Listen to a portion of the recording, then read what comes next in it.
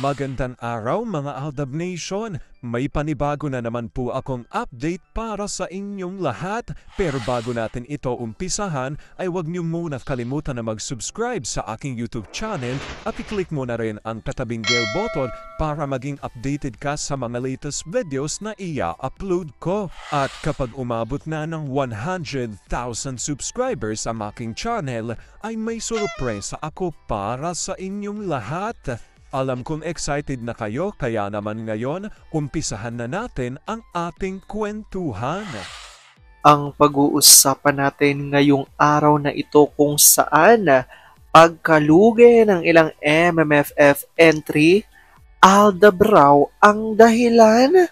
Aldab, hindi pa rin maiwasang masangkot ang pangalan sa mga kaguluhan ngayon na nangyayari sa showbiz. Aldab raw ang bubuhay sa MMFF. Bakit kasi hindi binigyan ng entry ang Aldab?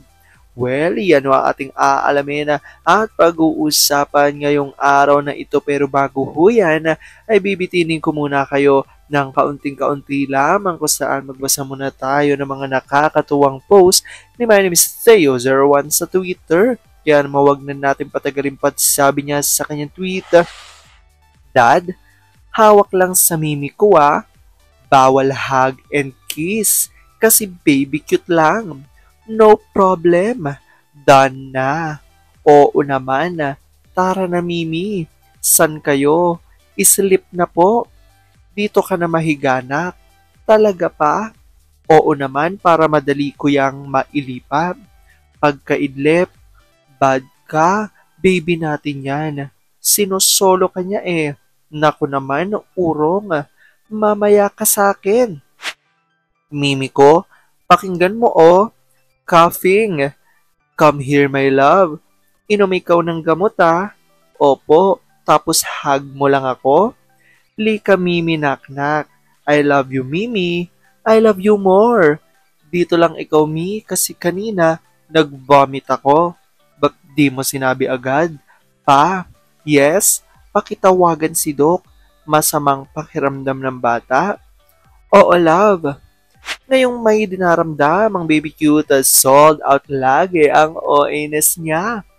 May daddy pa na kinakarga lagi ang baby cute at panay check sa noo kung nilalagnat ba. Ganyan-ganyan lang yan Kaalas-kadoras sa mga anak, pero pag masamang pakiramdam ng mga to, hindi pwedeng wala silang dalawa sa tabi ng mga anak. Alam kong tuwan-tuwa kayo sa ating binasa pero may pag-uusapan na natin ang ating main topic. Oops! Wait lang, saglit lang to. May ipapaalala lang ako para sa mga bago pa lang sa aking channel. Huwag niyong kalimutan na mag-subscribe sa aking YouTube channel at i-click nyo na rin ang notification bell para lagi kayong updated sa mga latest videos na i-upload ko at para maging parte na rin kayo ng aking Fanatics channel family. Well, alam kong super excited na kayo sa ating kwentuhan, kaya naman dumako na tayo sa ating main topic. Gaano nga ba katotoo na ang pagkalugi raw ng ilang MMFF entry ay Aldab ang dahilan?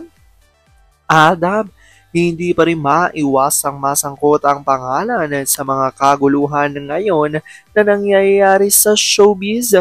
Aldab daw ang bubuhay sa MMFF. Bakit kasi hindi binigyan ng entry ang Aldab? Well, yan ang ating aalamin at pag-uusapan ngayong araw na ito. Alam kong super excited na kayong malaman niya, kaya naman huwag na nating patagalin pa. Una-una na nga galing sa tweet ni Vampire 2019 at ayon sa kanya, may isang movie na siguradong totopake ng mga surot sa loob ng theater kasi kulang ang dugo na masisipsip kasi ilang tao lang sa loob. Wala nang surot ngayong panahon. Hindi sa lahat ng oras maglilibre ang producer na yan para lang masabi na madaming nanonood. Ang saya kaya ni Vampira Mambana. Alam nyo, kung may movie lang ang album natin, siguradong maglilibre ang vampira ng tics. Pero ayaw nila ng pera natin. So, magdusa sila. Lalo ng mga lolo nating iika-ika na, kirat pa more, chupay di pa more. May nakarating sa akin na balita na si Haligi na pala daw ang source ng Armin. Siya daw ang nagpatotoo na real na mag-asawa, sina Meng at Arjo. Kla, okay lang ba siya? Halos lahat ng negosyo nawala na. Nakalimutan niya na ata ang mga nakaraan. May demensya na ba siya? Malamang malaking kapalit nito. Hindi ko na sasabihin.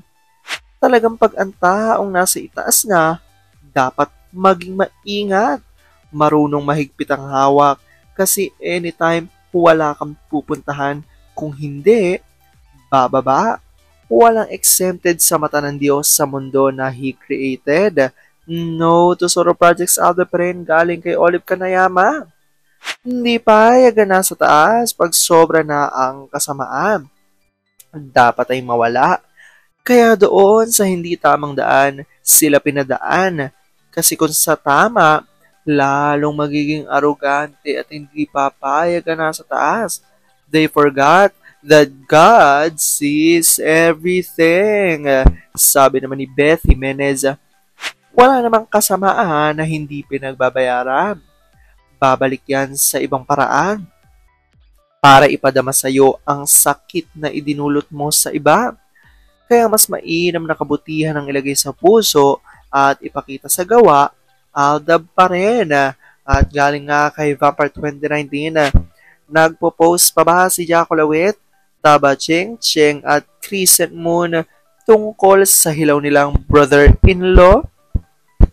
Bilib din ako sa tapang ng sikmuran ng mga magkakapatid, lalo na si Magna Cupid. Hindi ba sila nahihiya pagkaharap si Pogi? Nabasa ko, co-produce pala ng GMA ang isa sa hindi patok sa moviegoers for MMFF. Kung sino man ang co-producer ng GMA, nadamay siya sa kamalasan nito. Iyan ang napapala sa maling desisyon nila sa Aldab. Sila din ang nangunguna noon na buwagin ang Aldab.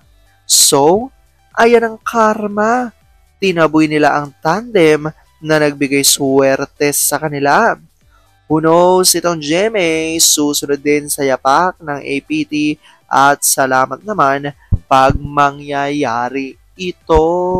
Ayan nga po ang revelasyon dito ng ilan sa mga Aldab source. Actually, alam ko naman, kapansin-pansin ng maraming mga netizens, especially ng mga Aldab Nation na wala ngang entry, di ba, ang Aldab sa MMFF. Kahit sabihin pa natin na hindi sila magkasama sa movie o kung si Alden na may sariling movie sa MMFF, ganun din si Mengay. Wala nga rin tayo nakitang ganun dahil puro mga ibang artista lang ang meron na mga proyekto this MMFF 2024.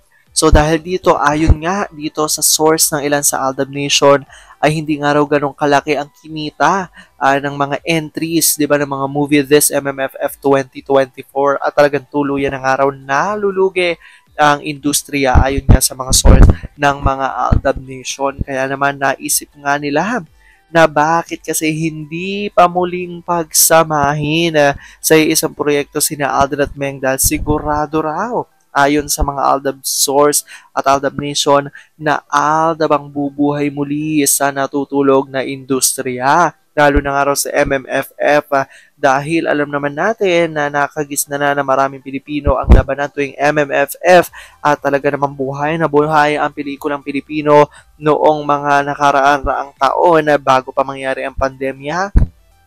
Dahil nga sa mga A-list ang naglalaban nga sa mga MMFF entries. Pero ngayon nga ay tila nga raw parang nalulugmok, di ba, ang MMFF? Kaya ayon nga sa ilan sa mga Aldab Nation at sigaw nila ay bigyan muli ng panibagong proyekto at movie na i-entry ang Aldab sa MMFF para mabuhay muli ang industriya ayon yan sa mga Aldab Nation source.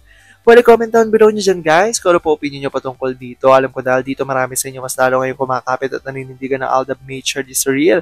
Pero sabi nga natin na kahit na ano pa man na magdesisyon ni Alden at Meng sa kanilang boy career at boy pag-ibig, kailangan natin sila supportan, kailangan natin ito tanggapin ng buong buo dahil yun ang kanilang deserve. At yan ang aking update for today's video. Maraming salamat mga Aldab Nation. Ingat!